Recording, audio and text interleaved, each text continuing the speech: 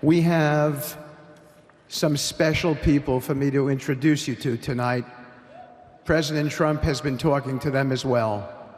They are the families of hostages from Israel who have been in Gaza for the last year and a half. There are many of them here today. Several of the families have lost children and loved ones, and they're here because they're part of an effort to retrieve their bodies so they can be buried in a proper way. Several have children who are still in captivity. There is an American family here whose loved one is scheduled to come out in 14 days, and they're going to be meeting the president tonight. So let's give them all some love and a big hand. Come on up.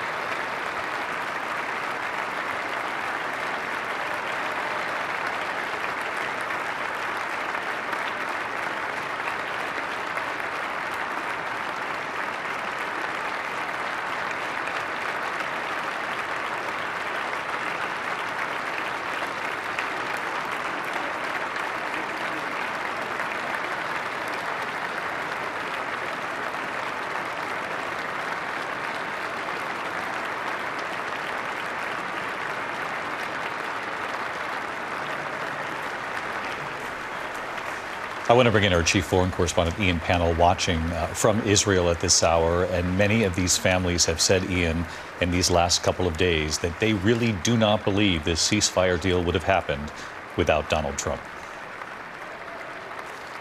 Yeah, absolutely. In fact, if you look at one of the statements that was issued by one of the young women who was released only yesterday, she thanked Donald Trump specifically, didn't actually mention President Biden. Obviously, President Biden's team had been involved in these negotiations all throughout, and he'd put a deal on the table back in May 2024. But if you talk to anyone here and say, what was the difference between the deal on May 24 and what just happened here, they say nothing on paper. The only difference was Donald Trump. I want to really highlight something that Stephen Witkoff said there. He seemed to suggest that one of the American hostages, possibly two, who we believe to be part of this first phase, would be released in 14 days. Now, we'll have to go back and double check that, but that would be good news, clearly, for the families. We know Keith Segal is one of those hostages. He was taken from kibbutz Kfar Aza. We believe that his wife, Aviva, who was also one of the hostages, she was released much earlier, is still in Washington. So I haven't been able to check whether she was one of those on the stage, but an important moment. Of the United States, Donald J. Trump.